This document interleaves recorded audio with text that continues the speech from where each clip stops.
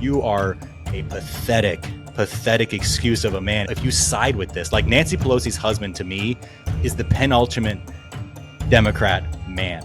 Now you're going to give her 9 shots at once, and you just believe that's safe. And we were like, no. If you're the kind that would stop listening to us over this, I got a rainbow flag yard sign to send you in the mail. Hey, welcome back. Another episode of Remnant Finance, where we talk about all kinds of things and the 5 pillars of life: faith, family, fitness, finance, friendship. Today, we'll probably get a little bit off the finance. We're going to stick to it a little bit and just kind of chat about other things. So what's going on, Hans? Yeah, I got plenty to talk about. It's been a few weeks since we've recorded. I had my Utah trip that we talked about prior. I mean, obviously, when you hear this, they come out week to week, so it's not really going to seem like a break. But for us, it's been a few, I don't know, not quite a month, but maybe 3 weeks since we last recorded. I was texting Brian when we were on our trip, got some pretty interesting observations from that trip, just about, culture and society in general. And then had a pretty intense weekend. So I have a few insights from that, and especially a few things that I would say to I'd like to cover to help people potentially navigate the medical system. But we'll get into all that. We'll start off with a little bit of finance. We're going to hit something today that Brian's been working on, and I'm kind of following suit. I'm a few weeks behind him. But why don't you go into what you're learning about and why we think this is a potentially a game changer for the grow side of the protect, save, grow framework. Yeah, I'm pretty excited about it. And we've kind of railed over and over on the conventional financial planning model. And I don't know why, I just feel like everything about it is average. You're going to put money into funds, maybe somebody manages them and charges a fee, or you put them into an index, or whatever the case of the standard, 401k IRA model. And you hope that it's a buy and hope strategy. Even owning individual stocks in a lot of ways, and a buy and hope strategy. And so while I've owned a lot of individual stocks, I have a 401k, I had a TSP. These were the things that, I started out long ago. They've never excited me. And I've never been sold on that model for financial independence, let's call it. It's kind of like this passive, and let's have money when we're old and hope that it all works out and the timing is right. But I'm a member of, if any of our listeners have ever listened to Tom Wood's podcast, the Tom Wood Show, it's phenomenal. And his email lists, and he has all kinds of things going on. And I've kind of been in the Tom Woods world, we'll call it, for years, because I've been listening to him since episode 1 of his podcast, which was probably 15 years ago. Well, I ended up in one of his masterminds that he leads, and it's a small group of us in there. And so I've gotten to know and trust him on a personal and individual level pretty well. He introduced me to something that he's been doing for a little time through, his circuits and everything. And it's called low stress trading. And the guy who started, his name is Troy Broussard. Brilliant dude. Actually in the hospital right now for a procedure. So a little prayer for him at the moment that this is being recorded. But he created this framework of selling options that over time, as he studied and learned all these sorts of things, and it was the same exact thing we're talking about, just didn't trust the general way of doing things. Like, there's got to be a better way where you're not always putting yourself at risk of loss, and where you can gain wealth quickly, reliably, safely, and mitigate as much risk as possible with predictable results. And so when, everything we're told, I remember I got kicked out of a Facebook group. No, I didn't get kicked out. I got frozen for 3 months for mentioning things like whole life insurance and options. It was a military retirement. It's called Military Retirement Checklist, this group on Facebook. So they froze me for 3 months. I couldn't comment anymore because I went outside of the box, and the moderator is a typical financial planner. Kind of funny. And it says, why would you recommend something so risky for people? And that's what we're told, is that options are risky. Well, Troy went in and figured out the framework of, like, how can we do this? How can we create rules where we can get predictable results? And what he's gotten and what he's gone for is 1% per week. And that sounds absolutely outrageous. I think if I found what he does on the internet by itself, I would have blown right past it and been like, yeah, right. But once Tom, who I trust, told me about it, and once some other people that are in that circle were doing it and successful, and they were like, no, this is the real deal, I said, I'm going to jump in. So It's a framework where we can take our capital, put it into a brokerage account, and in a particular way, all the rules are lined out. There's massive coursework in their program. There's a huge, robust community. Everything you need to learn this system perfectly. It reliably for the members in there, of which there's, I think at the time of this is about 1,500 people, reliably is getting everybody 1% per week. And the people who've been doing it longer, that, since the community started, have been doing 1% per week through, we've had like already 4 or 5 down markets since 2020, with the most recent one being the tariffs in March. And so they traded through those down markets, earning 1% per week. That sounds like 52% a year, which is absolutely bananas. But compounded, it's actually 68% per year. And I'm really excited about it. And I just want to point everybody to it. I'm not going to go on, and I'm not going to talk about the how, the why, because that's kind of, I wouldn't say it's proprietary. Like, anybody can learn this and figure it out with the massive and thousands and thousands and thousands of hours in study and losses that Troy went through to find a predictable framework that works. And I don't think it would be right for me to talk about his system without having consulted with him first, but it's working, man. I'm averaging 2%. I joined a few months ago. I'm averaging 2% per week. So on the, like you said, on the protect, save, grow side of this, I have never found something that can grow faster. And it's the most exciting thing that I've found in the personal financial realm since IBC. And yeah, I've been doing closer to 2% per week since I started, every week. If the options aren't going your way, there's a framework of what to do and how to make an adjustment. And it honestly, I'm at the point, I put a lot of study up front. I would tell people that probably, I don't know, over 50 hours since I started. Just in the car, I'm listening to the coursework. When I have some time at home, I'm listening to the coursework. I'm reading about it, going back through. I mean, there's hundreds and hundreds and hundreds of hours of learning on their website. So I probably even haven't touched all the past stuff, the community calls they do and the recordings of those, where you can learn more and more and more and figure out that there's answers to questions you didn't know you had. It's phenomenal. But yeah, just by following that, now I'm at a point where I'm spending less than 2 hours a week. I have no stress. I don't follow the tickers. I don't follow the charts. I don't have, CNBC up on my television to make sure the stock market's doing what it is. It is literally as low stress as it can possibly be with predictable income. Oh man, I'm super excited about it. But you've just started. Before anything, I'm going to say, if you want to read the sales page, it's a very long sales page, I think it's worth reading. It is, like a standard copywriting sales page. So it's gonna, but the truth about this one is the hype is real, man. Like, I can't find any holes in the framework. I've been trying to find them. I want to punch holes. I want to prove that it's not working, but it is solid. But yeah, go to Remnant Finance/options, read that sales page. If this tickles you, reach out to us, ask about it. But I'm pretty excited to get our, pure blood community, our Remnant Finance members and everything eventually introduced to this, because I think it's going to be a massively powerful side of the growth equation. Yeah, and we don't, obviously, we've said it over and over. We're going to tell you how to invest your money, but we're going to tell you what we're doing. And in the same way that Troy, on a large scale, went through in this very one specific strategy, went through a lot of different approaches, made a lot of losses, figured out, as he went, what works and what doesn't, to come up with these guardrails. In the same way, when we come across something that we want to implement ourselves, we will do it, and then and tell you what we're doing. And so I want to go. Let's go. We always talk about conventional financial planning, but I want to steal something here from Joe Withrow, because conventional financial planning, that's so broad, and a lot of times when we say that, a lot of the comments and feedback that we get, it's like, well, you're not really encompassing what they're saying. They also advocate X, Y, Z, 1, 2, 3, whatever. I think that Joe Withrow does a great job. Let's to create an aggregor, we'll say, of what we're talking about here. He calls it Retirement Inc. And I think Retirement Inc. is a great way to frame it, where, okay, yes, there in the financial planning world, there is an enormous spectrum of things. There are people that are positioning their CFPs that are putting their people in assets similar to what we're talking about. It's not just the 401k mind, like, or nothing else. But we really hammer on it. Let's call the aggregor Retirement Inc. as like this idea of set it and forget it. You're in it for the long run. Just let us handle it. We'll make money now. hopefully you'll have some money later.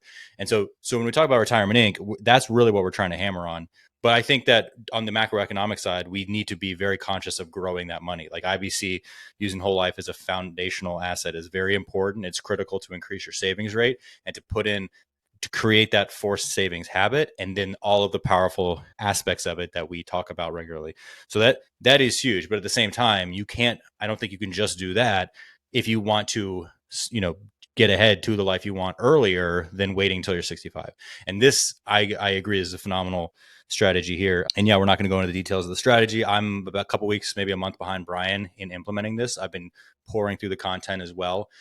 A great thing about it is it's not just like, here's a trade alert, do this. It is, you need to be willing to spend 50, 100 hours learning before you implement, and it, teach a man to fish, not just giving you a fish kind of Yeah, thing. It's not that kind it's, of it's process. exactly what I was going to say. Yeah, they're teaching you to fish here, which is what I want because actually there was just an email about that today, and like if there's two partners, so it's I mentioned Troy because he's kind of the guy that started it. He has a partner, John, and John sent an email today that was just like, we don't want to hand you a fish. And as a matter of fact, if we did that, we would probably charge more money because what happens if we die? We're trying to teach you how to build financial independence, which is that's what I like because I've seen some of these options programs and typically they're like, that's what they're doing. They're saying trade alert, make this move. And then, 100 people or actually thousands and thousands of people jumping into it once. And by the time you log into your computer and go to do it, it's not as good as whenever they did it.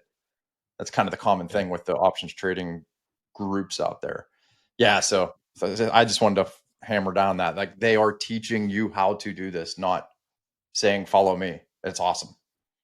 And when we talk about retirement inc, we talk about, all you have to do is just find a high growth mutual fund, and that is your retirement. You're just going to build that up, and then you're going to draw it down. And you know mutual funds, you know our stance on them, and like like asset of last resort. If you have too much money to put in, you filled up every other possible bucket.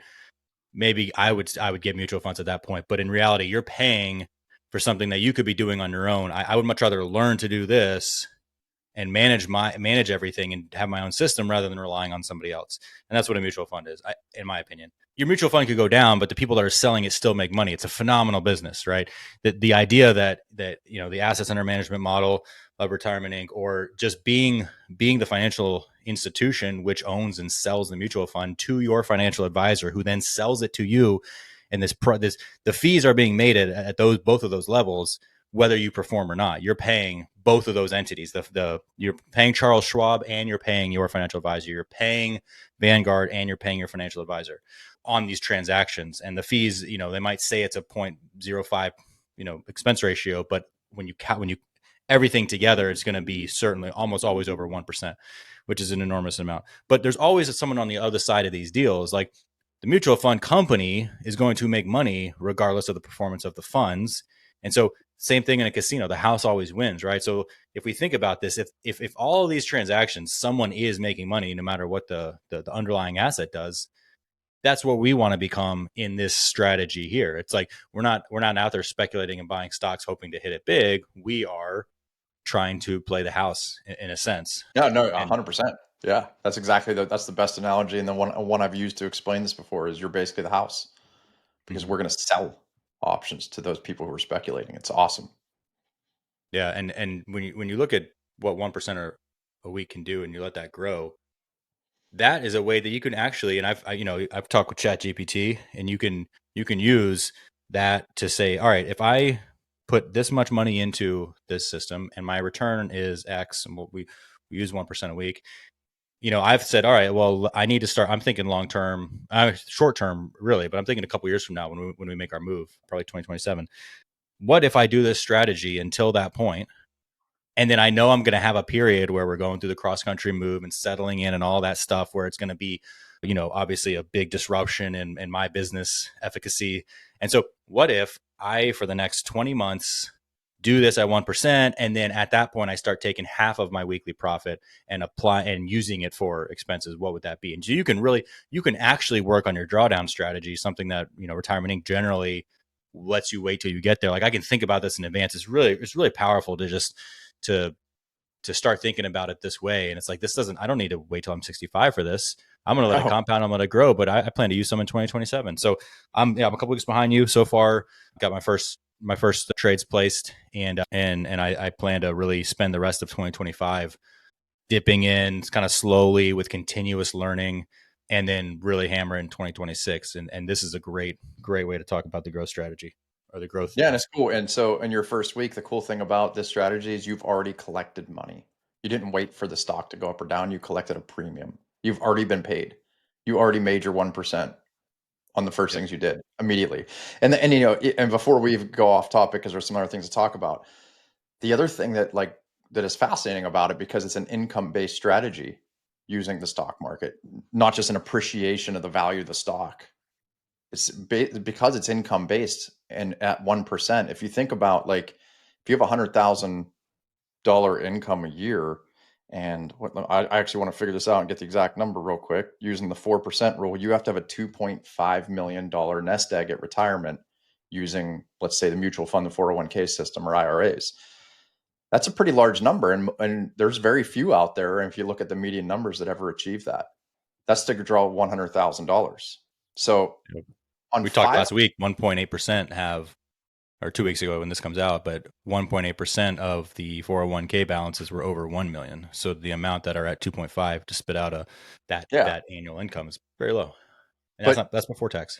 on this strategy, by creating income at 1% per week, to pull $120,000, you would only need $250,000 in the account if you can reliably and systematically average 1% per week with no losses. And the people in this framework have had no losses. Unless, it's funny though, every time somebody screws up, it's all it almost reminds me of, like, Meet the Fockers. Like, Troy, if he could draw the circle, he'd be like, here's the circle of trust and here's you. Because he goes, it's like, well, here's the framework and here's the move you made. Yeah. Stick to the framework. That's why it screwed up. Like, and then he'll even show sometimes, like, if you were in the framework, you wouldn't have done this or this. Like, that was outside of the framework, and that's why it went sideways for you. So you have to be disciplined and you have to be consistent, and that's it. And so far I believe in it. But yeah, it's just amazing when you learn. It's like, to me, this is like learning IBC, because it's I'm going to call it non-conventional. It's just something that people don't talk about. All you heard was whole life insurance is a bad product, options are risky. And I'm thinking that all the same people that tell me that whole life insurance is a bad product are the same ones that tell you that options are risky. So you should maybe dig a little deeper into that, because why they already gave me one piece of bad advice. Mm-hmm. What makes me believe the other side of it is good advice? And yeah, it's amazing that the income you can draw in retirement, you don't need nearly the nest egg to semi-retire, retire, live on your own terms at a much younger age. But anyway, Yeah. And we'll keep, I mean, obviously we're new to this. You've been doing it a month longer than I have, but it's something that we're working on trying out, and we'll let you know. I mean, if it doesn't work, but so far, like, there's no, it seems very evident that this is a phenomenal strategy. And so, yeah, I say we um, just do like a monthly update, make it a little yeah, 5-minute thing of what we're doing there and how it's going. yeah, I think that'd be great. And yeah, like Brian said, hit us up or go to that link, remitfinance.com/options.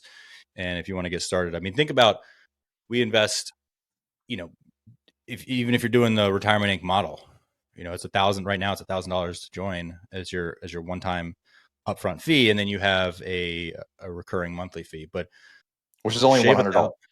shave $1,000 off of your future of, like, this retirement plan, and see if this is an alternate path and these paths are diverging. If you can put effort and energy in the upfront capital into this, you could blow by what Retirement Inc. is selling you and not have to wait until you're 65 to enjoy it. Yeah, and I dipped my toes in with a small account. And as a matter of fact, the owners, they recommend the same thing. A lot of people, they recommend just start with a $5,000 brokerage account, dip your toes in, work this framework and see that it works before you start pouring more money into it.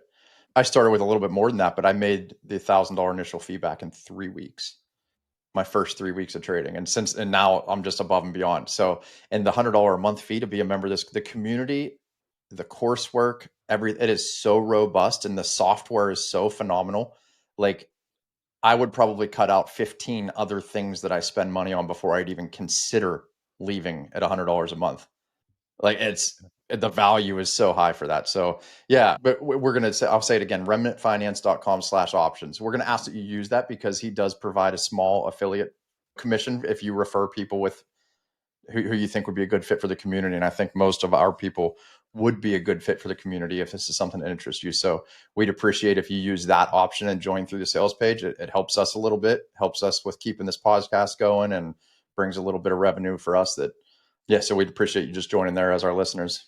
Yeah, let us know because we're continuously learning and we want to hear how you're doing. Or we'll keep you updated how we're doing. But yeah, we'll switch gears a little bit. So I have things I want to talk about that are off of the financial track a little bit, and we'll keep. Originally we were going to call this "Money and Millstones" this podcast, and with the idea of like we're focusing on finance, economics, but we also are not going to shy away from culturally relevant topics, things that are happening, or opinions, beliefs, philosophical leanings that we have. We're not going to filter that in order to have a broader appeal to our financial audience. And so that's going to be more of the tone of what we're going to talk about today. I had some observations from our Utah trip that I think I still want to cover, but really more important, just cover an event that happened this past weekend to our family, which was the most intense thing I've ever gone through, and had a couple of really good lessons learned. And if nothing else, I want to give a word of advice of how to kind of navigate the medical system a little bit for those who are in a similar situation as us. So we live in California.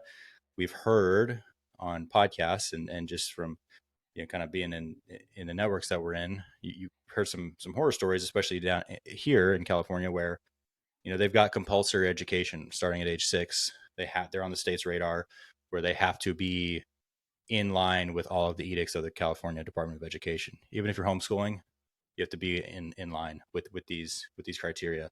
And so we're homeschooling our daughter right now and just started a charter program where basically you get funding from the state. And so a lot of stuff that we're already doing, like zoo passes, music lessons, etc., all that stuff, we have a budget that we can basically, instead of buying it ourselves, buy it through the state.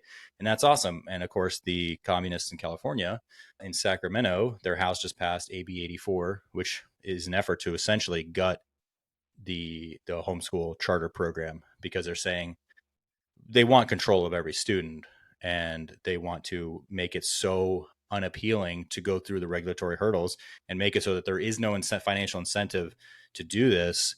So it's going to essentially make the criteria to do these services, like we can't just get a zoo pass. We have to do something with a certified teacher. So it's bringing this centralization back to homeschool charters and making it untenable for most people. Like for us, we're only doing this because of the funding. Like we don't need a 4-year-old. A 4-year-old doesn't need a curriculum. A 10-year-old honestly doesn't really need a curriculum, but particularly a Right. 4-year-old does not need a rigid curriculum of things to learn. They need to go outside and do activities and play and explore and be curious. And so, but if we can get a bunch of things funded, we're going to do that. And the AB 84 passed the House, is probably going to pass the Senate. And when Newsom signs it, this will be the last year where you can get the funding. Starting next year, it's going to strip that down. It's so much more expensive for the charters to maintain it, which comes from the budget.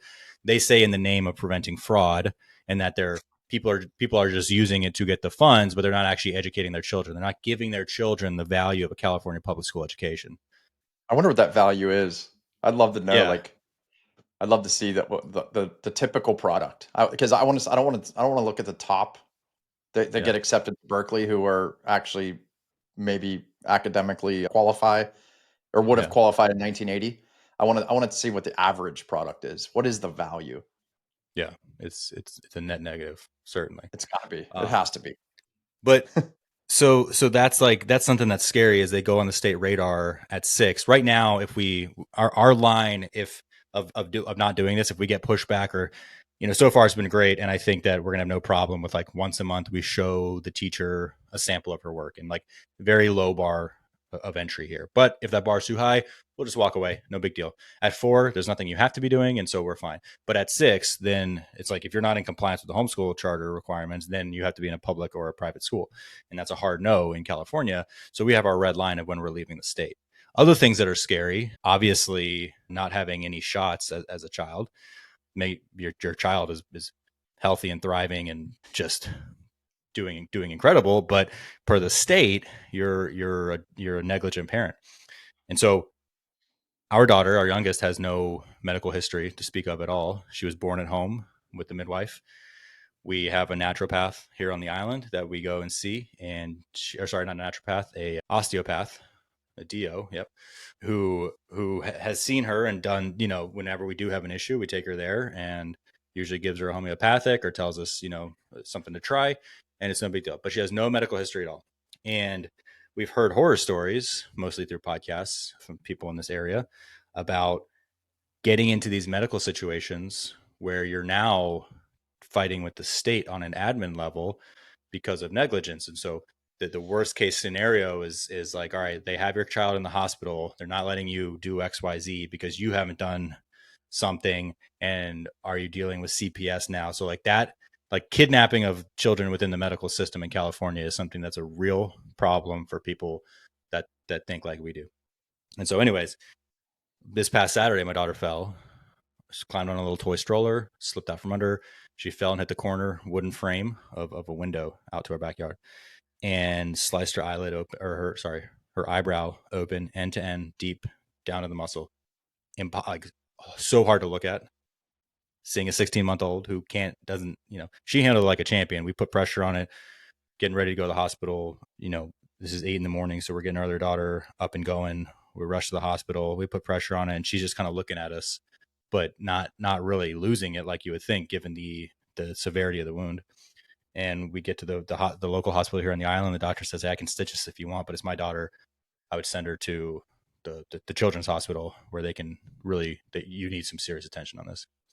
And so we went to the next hospital, and just panicking and anxiety, because one, obviously the safety and her treatment and getting her better and getting this to stop bleeding, but two, the element of like, we're about to go into a battle here, and I've been in a battle with the Yeah. DoD, and that was a very slow paced, boring, brief flare ups at times, but it was like over the course of 3 years, that battle. And so like, fighting with the DoD about this stuff, I'm ready, because that's like, I sit down, I think about it, I write my emails, I draft this, I talk to the lawyers, whatever.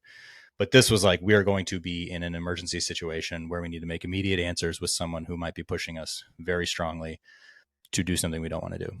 And so we check into the main hospital, and they're like, yeah, we'll get her into surgery, and come to the ER, we'll get it cleaned up, get it bandaged for now, and then we'll talk to the surgeon and see what they want to do.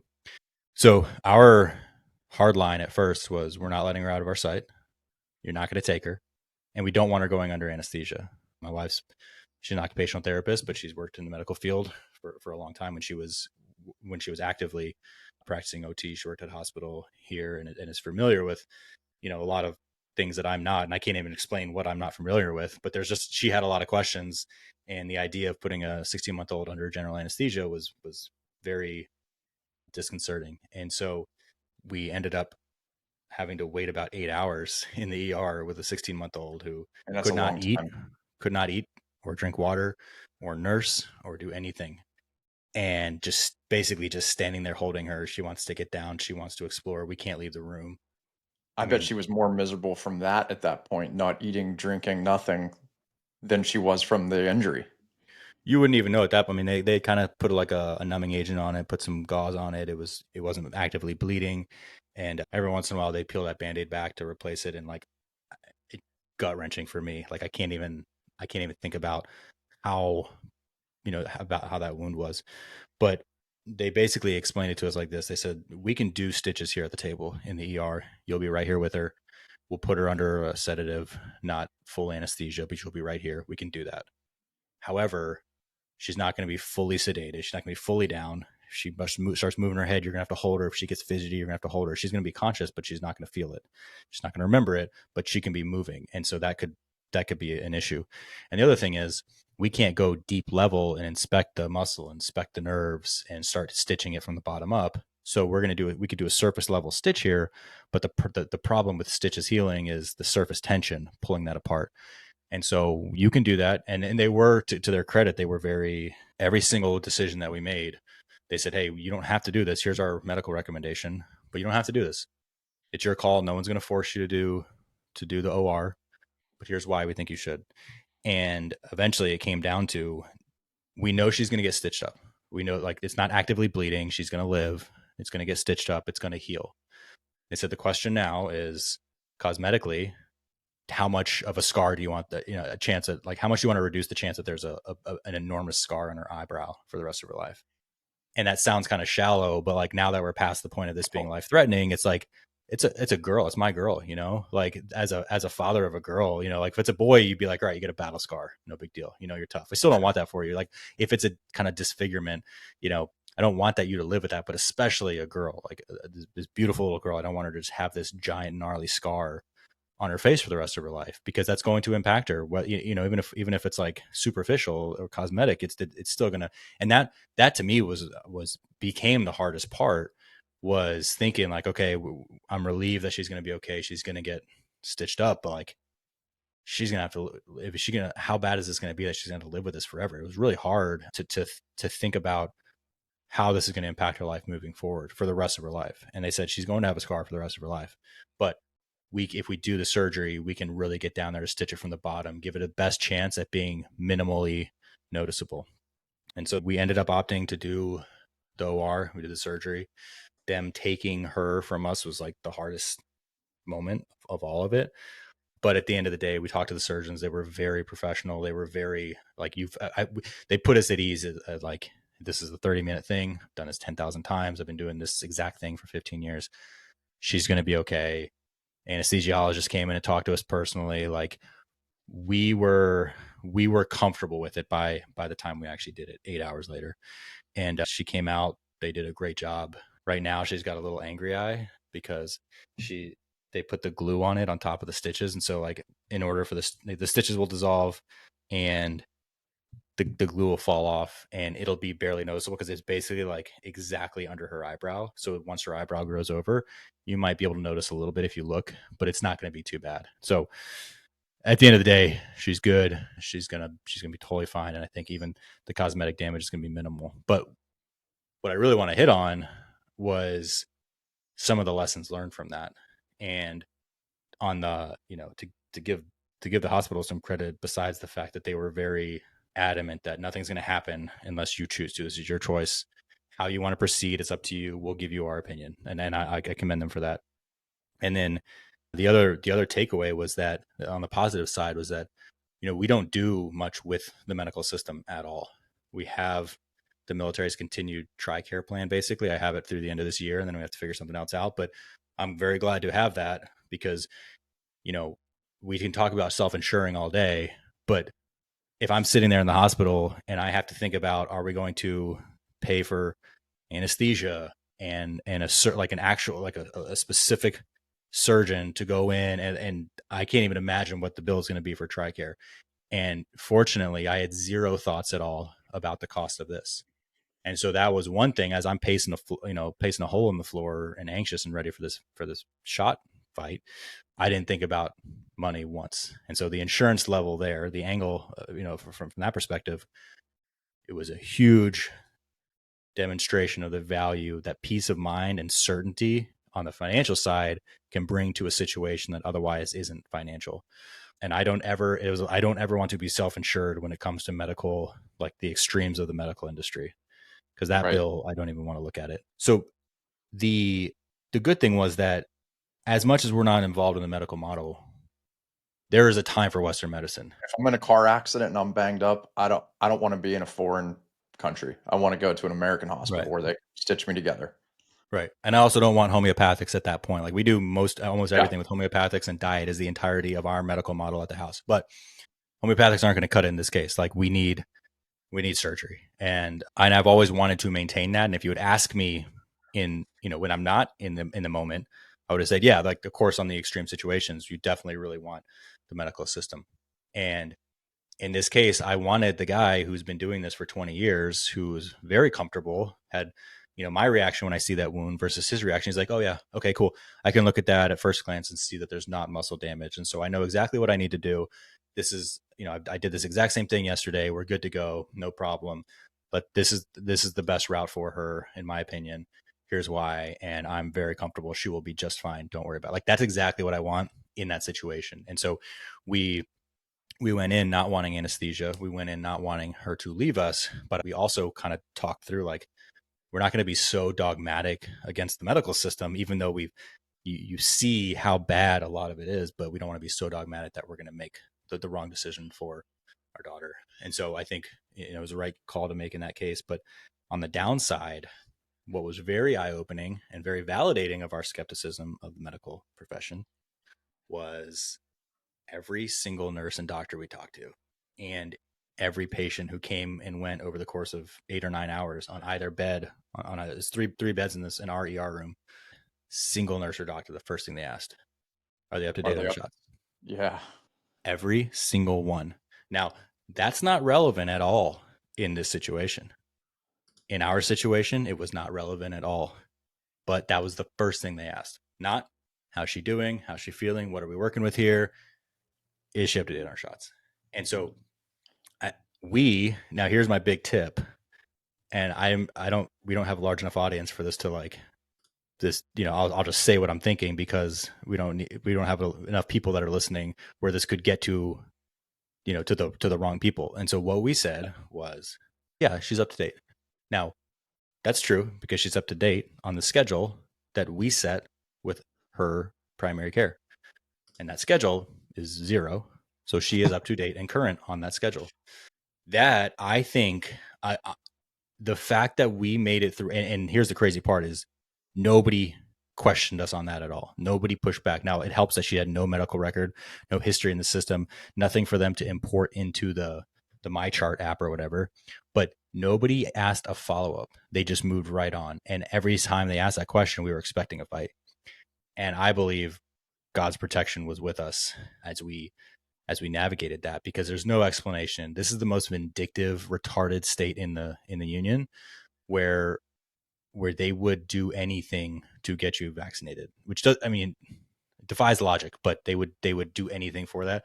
And the fact that they just took our word for it and 100% of them just moved on, I believe like we had an angel with us, like walking us through that situation. So that fight never even came up. But the sad thing was, so there was this funny on either side of us, there was two situations where it was a boy. One was 2, one was like 13. They fell at SeaWorld and slipped and hit their chin and needed 3 stitches. Both of them. It was weird. On both Unconnected. sides. Yep, on both sides. Yeah. Unconnected. One was like a 13-year-old. They walked in, first thing, are you up to date on your shots? And the dad said, yep. I said, okay, looks like we're going to need 3 stitches on your chin. It's like, why did you need to know about his shots? It doesn't matter. Yeah. It doesn't matter at all. And of course, the one they always hammered on was tetanus, and they'd said, oh, because he's at risk of tetanus, and if you know, they would just say, no, the wound is bleeding. Therefore, tetanus doesn't live in an oxygenated environment. Shout out to Bundy for helping me out with the one liner because I knew that, but I couldn't, like in the moment, I could not recall it.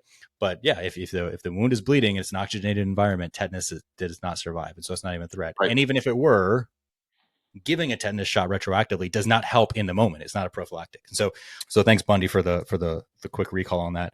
But I never even had to use that. And I'm positive that the nurse or doctor wouldn't know that about tetanus. And so it's not relevant to ask if they're vaccinated. But that was the first thing they asked. And then the sad part was on the other side of us, the 2-year-old, before they came in, we heard them talking about who's coming in. It's a mom. She's riding in with her son, 2 or 3 or whatever. Stitches, 3 stitches on the chin, probably cut, fell at SeaWorld. Kid's not vaccinated, partially, not fully vaccinated. And so they all gave her, the speech, the pressure. But then the main doctor came in of the ER doc on call or whatever, however it works. And she gave this woman a 10-minute, like, not berating, but just like fear inducing talk. And the mom was Yeah. like, yeah, we have 4 kids. Some of them had bad reactions. He was born prematurely and had bad reactions. He's only got the 2 that were in the hospital. And after the reactions, I'm just waiting. Like, I'm not really comfortable with it yet. 10 minutes later, the doctor walks out. And as she's leaving, she says to the nurses in the room, she's like, he's getting the full schedule, like joyfully. And my wife and I, like, it was heartbreaking. My wife was just like, I cannot, like, just so they're about to inject this kid who just needs 3 stitches. They're With about to so much inject pain. him with so much poison. And of course, this isn't about like safety of vax, which there is none because they never tested any of them ever, double blind safety test, not a single one. But particularly, they've never tested them together. So they've any of like the very low standard of testing any one of them has gone through. It's never been in conjunction with others. So that kid's going to get 5 or 6 or 10 shots today who have never been tested when they're given together or magnitude of different doses. Can this go with this? Never has that testing happened. Yeah. It's And heartbreaking. they don't care because that when I got the same berated speech one time from our first pediatrician who fired us as clients because we refused vaccines after a certain point. I think my daughter got up to 6 months. And then I was like, this is a lot of shots. My oldest daughter, my other three, like yours, have had none. And I was like, let's pump the brakes on this. I want to start researching it. So this is going back to 2010. And so we stopped for the next, well baby visit.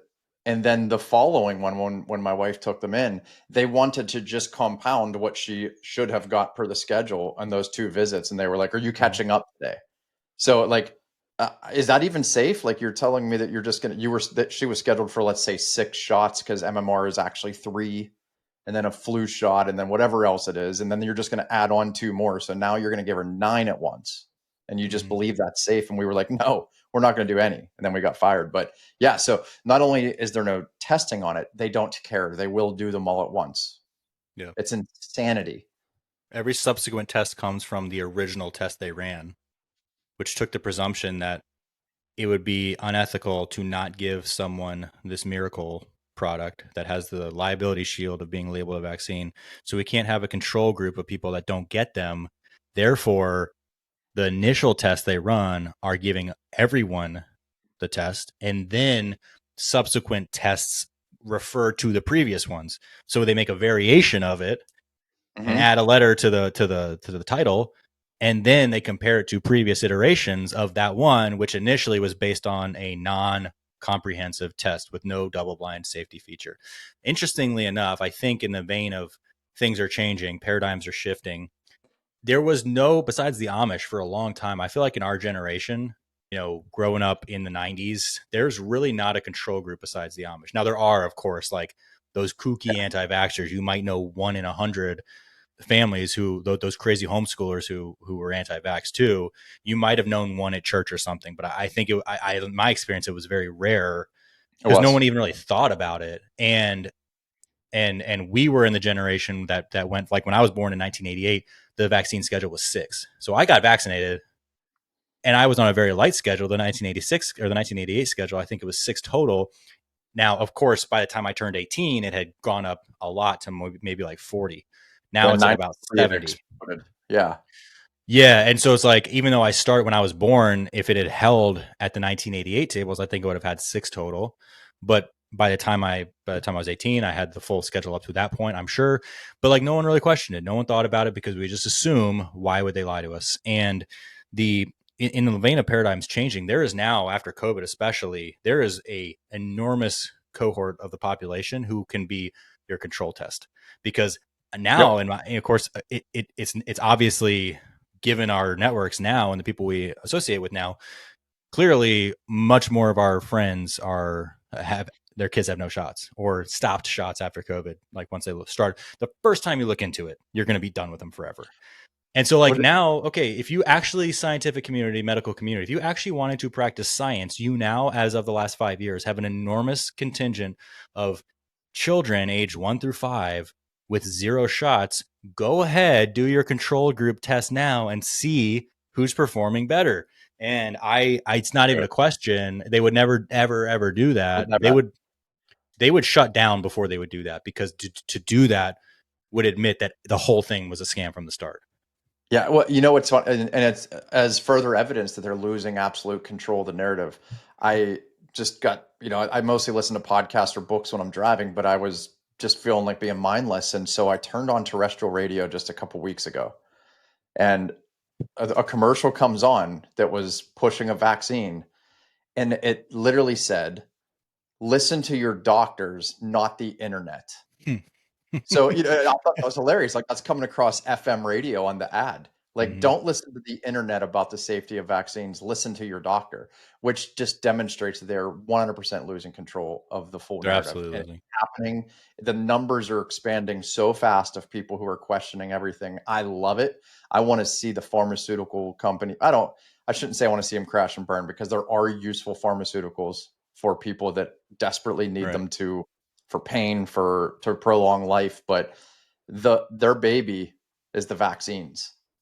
You Yeah. know, that's Just they're remove the absolutely liability right. shield. Just do I was that. li- I was listening to Dr. Tenpenny talking about that, and while the vaccine portion of the pharmaceutical companies aren't the biggest money makers, they are the biggest things that are making people sick. And so they're lining people up for the things that make the big money on the pharmaceutical Yeah. side. I love that they're losing the narrative. I mean, it's so joyful to me, and I hope that we do see a turn in health, because it has just been on a rapid decline, and it's awesome. But yeah, I mean, if they're even saying on the radio, don't listen to the internet, don't listen to Remnant Finance. Yeah. Ronald Reagan did two terrible, terrible things. Probably more damaging than anything Obama ever did. And those two things were opening up the doors to immigration, turning California essentially from a red Republican state to a permanent blue state, and also the Childhood Vaccine Injury Protection Act, which was 1986. the Yep. Pharmaceutical Vaccine Manufacturers Protection Act. Now, if so my daughter obviously under like she what they used to put her under anesthesia, what they used to clean out her wound, all of these things were created by pharmaceutical companies, right? And so, like you said, there's some value in them. Let them compete in a fair market where you don't get liability protection, right? We it's mind blowing that like we could mention a financial product and potentially get sued for that, but you could inject something into my daughter at the manipulation of a pediatrician, and she could get autism or worse, and I have no legal recourse. None. Um, And nothing will happen. And even the way that act was intended, and it changed within the first year, was that you could go to the government, file your claim, and they would financially compensate. mhm. And that lasted months. And then people They went through got the they rope. got so overwhelmed. Now there is the vaccine injury court, but you that's funded by the taxpayers. When you sell a vial of vaccine, 25 cents, I believe, goes into the fund, and the amount of headache and like torture you have to go through in order to get paid out in that, because the claims are so overwhelming. It's so it they don't need to dismantle the pharmaceutical industry, but they just need to remove the liability protection and say, if you continue to sell this product, you're liable, just like every other corporation in America. You're Mhm. liable for damages, act accordingly. And they're all coming off the shelf, all of them. So, but anyways, back to Ronald Reagan and his horrific mistakes. Besides the vaccine protection, was the immigration side, and we saw, shifting gears here, some observations from our Utah trip. The difference between, I mean, at a surface level, binary, like a Republican state versus a Democrat state, and then even more so because California is a red state with deep blue centers, just like every single state is a red state with blue centers. The difference between, more importantly, city and country, or rural versus urban, it's so unbelievably stark. And living in San Diego, like, you see homeless, you see shelters, you see there's danger here. You keep your doors locked. We live in a little pocket of a good pocket, but like you still have to lock your doors. You still got to lock your bike. We went to Utah, man. It was like everyone was healthy. Nobody was overweight. We saw no homeless until the very last day in Salt Lake City, because we drove back to Salt Lake City, stayed there one night, and flew out the next day. And after 2 weeks in like the mountains and in Park City, it was such a stark contrast, and it was such a culture shock. Like, we were going to go walk to a brewery, and there was one with a Finnish name, and I grew up, a couple years in Finland. My dad speaks Finnish, so I sent him this. I was like, hey, this is a Finnish word, right?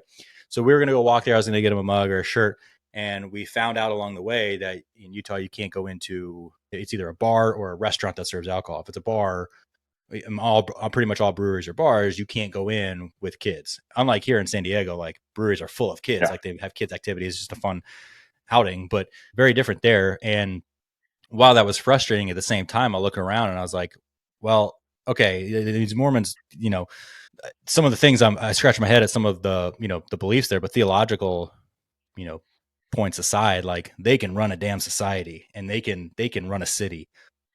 Holy shit. It is a night and day difference. Going back to Salt Lake, we almost turned around because we were walking, and we have this like this crackhead rolling backwards in a wheelchair right towards the stroller. We're diving out of the way. I mean, we're walking through a park which was like littered with homeless people, not to San Diego level, but per Utah, it was like just a disaster.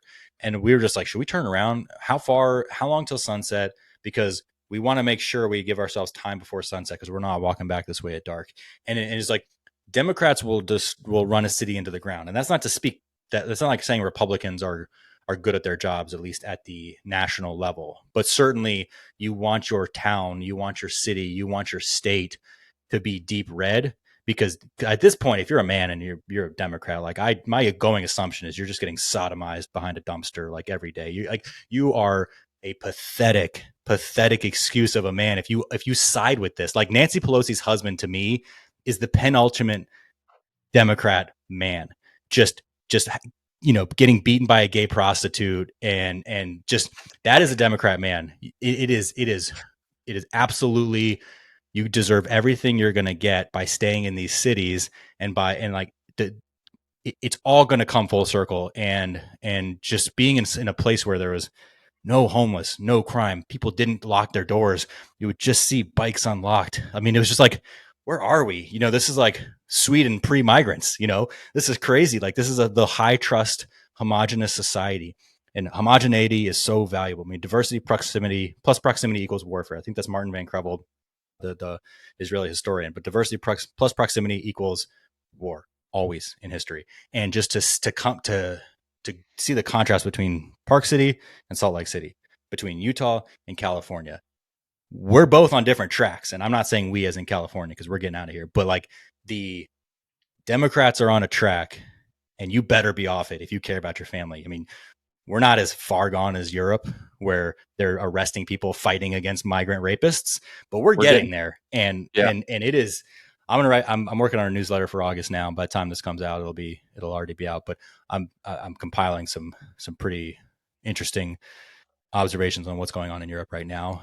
And the best thing we can do, mass deportations, mass repatriations, getting rid of this idea, this Marxist idea. The melting pot is not like a thing that defines America. That's not an actual concept that has any relevance to America. That is from a Marxist propaganda effort in the 70s. Like that's not a real thing. We are not a melting pot. We are a nation with a history and a culture. Yeah. And someone brought up I'll end up here because I know I've been going on for 40 minutes, but 30 million illegals in the country, 55 plus million H-1B visa workers. In a population of 340 million, roughly 1 in 4 people here are not American. That's war. That's an invasion, and that needs to end now. So I'm at the point where like the economic promises of the Trump administration, a lot of the Epstein files, like all these disasters, but the deportations should continue until morale improves. And if he does nothing else, keep that coming. Support your local ICE. I'm out. Well, yeah, but I mean, all I wanted to add to that is that this idea of multiculturalism being some kind of benefit to society, all that is multiple cultures fighting for control. Right. And then once they have control, whether that be political control, control the streets, control of whatever microcosm that they can grab, which will ultimately become bigger and bigger, bigger, it's going to be the influence of that culture. So you have to ask yourself, because we're seeing it in Europe, do you want the tenets of Sharia law to run the streets in the town you live in? Because that's Yeah. exactly what they're doing. Do you want the Indian culture of shitting in public to be happening in your town? Because as they take more and more political control and control of corporations and control of towns, that culture will win. So if you value Western society, as we've always known it up until the 21st century, then multiculturalism has to die, because it Yeah. can't exist in Western society. We have a culture. We have a culture based on Christian tenets. Like that's the culture I want to remain here. It Yeah. doesn't have anything to do with where you come from and what race you are. But the bottom line is when you immigrate all kinds of people from a particular country that have not adopted American principles and want nothing to do with being an American, it is going to fail and it's going to destroy your society. And it's happening in front of our eyes. Mhm. Yeah, I'm with you. No more immigration, mass deportation. It's the only way to And save the and culture we have. the conservative cuckery of like, well, we're against illegal immigration. What made America great is legal immigrants. No, that's horseshit. That's not what made America great. Like the right of conquest of nationhood 400 years ago is not just immigrants looking for a better life, just hopping the border and trying to get by. Like, no, those were courageous people who put everything on their line to find a new to like find a new nation. That is not just these helpless immigrants trying to cross a river. No, that's not that. We're not a nation of immigrants. Like that might have been the story for the first 100 years, but that's not the case anymore. I'm not for legal immigration. Get everyone who's not an American out. And I mean, administratively, we're past the point where you can even do that. It's like you've been Well, here 3 generations, but yeah. like in reality, you can't, we're not going to like, you're not going to kick people out who have been here. I mean, you should, who've been here 30 years and didn't become American citizens. You should kick them out. Some of them are, it seems like, are getting kicked out, but like, even if you've become an American citizen, that doesn't make you American. If you're not actively, I mean, this, of course, this is best case scenario, hypothetical realm now. We're not talking in the realm of possibility anymore, but like, if you just do the paperwork to become a citizen on paper and then you are trying to implement Sharia law, you're trying to, you know, just gut a corporation to bring in your family from India. Like if you, just because you're a citizen on paper, like you should be repatriated. But I know that's past that, we're beyond the pale on that. But at a minimum, you could at least just say for the next 25 years, not a single person can ever become an American citizen ever again, except for by being born here. But we need the Swiss to come in and set up their Well, model, because this is an absolute failure. yeah, and it's funny when one of the talking points that you get the morons on the far left talking about is how we're not even the originals here because we everybody here that started this country of what America became was an immigrant, and it's like, yeah, you're proving my point. The culture that came in and battled with their culture to take control of the land and take control of the property and take control of the governments and establish governments. So the stronger culture actually won, right or wrong. And now just follow that logic. Do you want that culture to overtake yours and destroy the one that you grew up in and made this the strongest, biggest, most economically vibrant country in the world? Yeah. With and even though I see that we're being stomped on in a sense of freedom and liberty consistently, and it's hard to say that we're a free country, but we're still probably among the most free countries with the principles of freedom in the entire country. I don't want that to end to implement Sharia law. So we've already seen how European immigration to America to take this land, that what happens when one culture battles another because the multiculturalism couldn't happen. Yeah. And the stronger culture won. The people who overran it won. The people who were able to take control by whatever means, their culture became dominant. But now we're handing it to other cultures and letting them dominate. It's not even Mm-hmm. by. It's literally just like, please dominate us. Please dominate our culture and destroy it. So your stupid argument is proof of what will happen. Right. And I don't. And I mean, whatever. I can't do anything about what happened in the from 1492 to 1776. All I know is that it's created the greatest society that I know of historically, and I want that yeah, society to remain. I think the difference between us and Europe right now is guns. Like the ratio of guns to family members in my family is about 4 to 1 right now, and that's kind of, I'm ashamed to admit that that's very low, but You need to um, you need to up those numbers, man. Those are rookie I know numbers.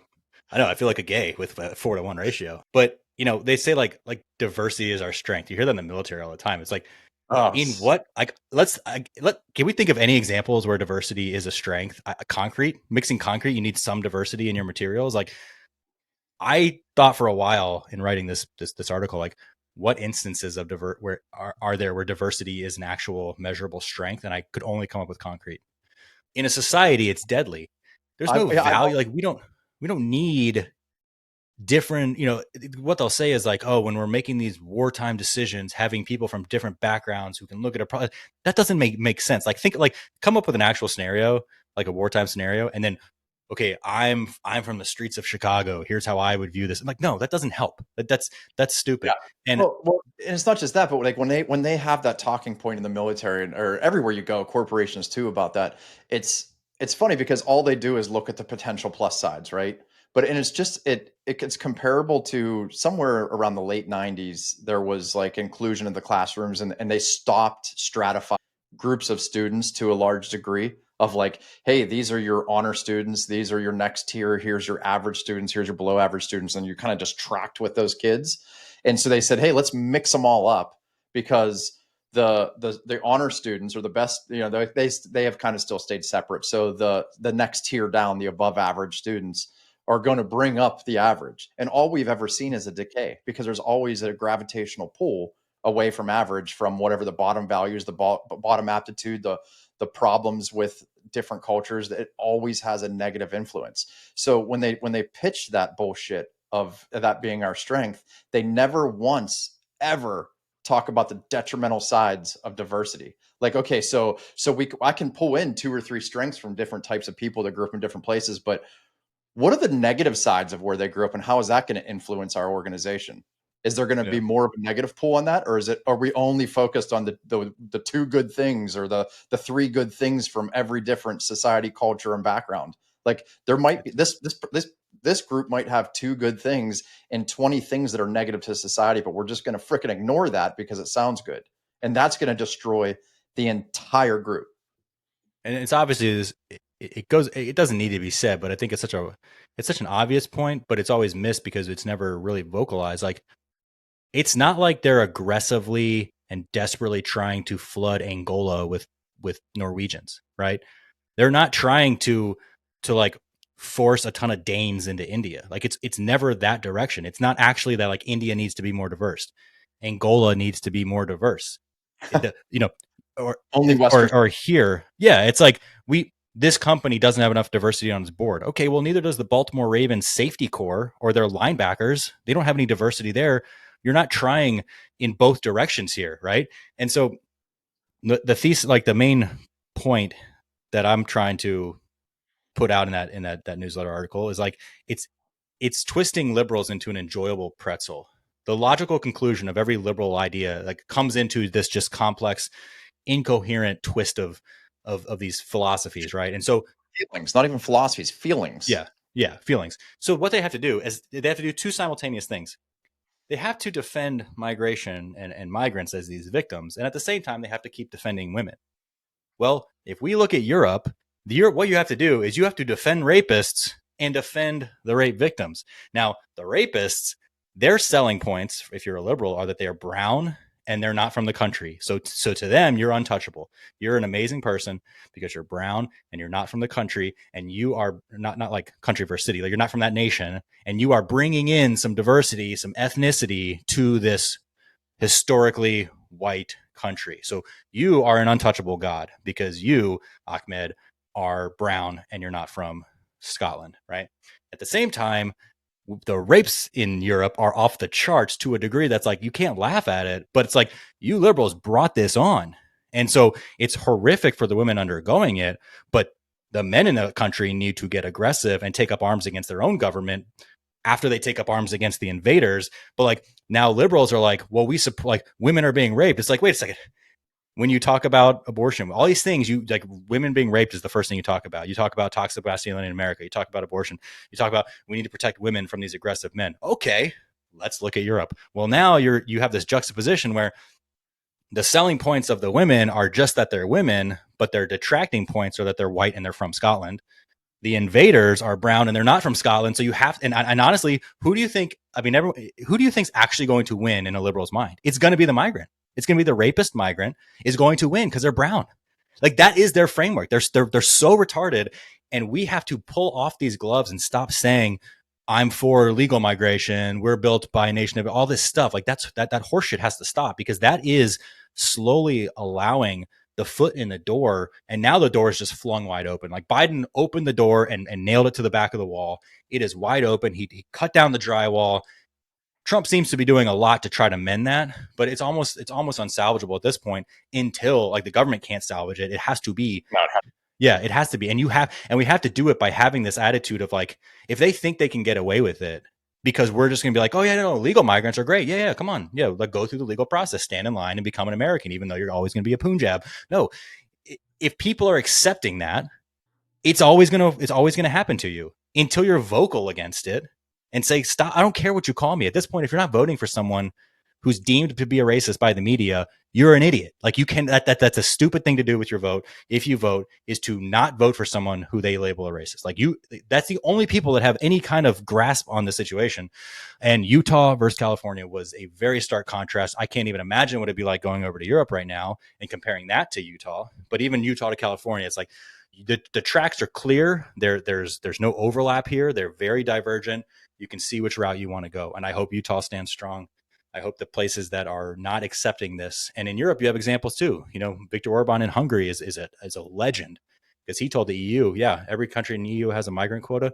We have to let in per our population X percent each year. No, we're not going to do it. And not only are we not going to let them in, they're going to have to go around our borders. They can't even pass through on the way to Germany, on the way to Sweden, right? That is a legend. That's a man who cares about his people. This Western horseshit, this like globalistic Western liberalism, rules-based order, it's got to go. It is a travesty. And I'm hoping that we can at least set our families up financially, societally for something better, because the writing's on the wall. And just look at Europe and fight with everything you have against that. Golly, oh man, just between like those observations of being in Europe and then going through the stuff this weekend with my daughter, is like I never had. And I apologize. I know that I've been just word vomiting for an hour now, but like I don't have intense emotions really in like actual intense emotions. Like I feel like when we talk about our stuff, like I get heated, but like going through that and being like anxious and pacing a hole in the floor and worrying and actually having this like they could take my daughter kind of fear was a very like it was heavy. So thanks for bearing with me, and if you're still listening. And that's really central to, I think, what everybody, the way we can save this is the first thing you focus on is your family. And especially since I know that the majority of people listening to this are men, lead your family as Christ commanded, as the Bible dictated. Like, be a leader, take care of this central core first, and bring your people up right, and expand from there, because you can't really expand your influence if you can't even influence your own family. So that's actually a really quality tenet that like it dropped down to your nucleus of 4 and what you believe in and standing on those values. And that's what you have to do. Start there and then grow it, spread it, bring society back. Go to remnantfinance.com, schedule a call with us if you're interested in partaking in the infinite banking concept and how whole life can help you with the protect, save, grow model, and go to remnantfinance.com/options if you are interested in what we talked about at the beginning of this episode. yeah, just at the beginning. I feel like, wow, this is the kind of thing that you might lose a few listeners over. But if you're the kind that would stop listening to us over this, I got a rainbow flag yard sign to send you in the mail. I'll sign it for you. Anyways, all right, man. Cheers, y'all. Take care, brother. Thanks for listening to Remnant Finance. If you found any value at all in this episode, please subscribe, leave a review, and share it with a friend. Remember, true financial freedom comes from taking control of your personal economy and breaking free from the status quo. So stop being a passenger in your family's financial future. Boldly take back control of your wealth. Until next time, this is Brian and Hans signing off.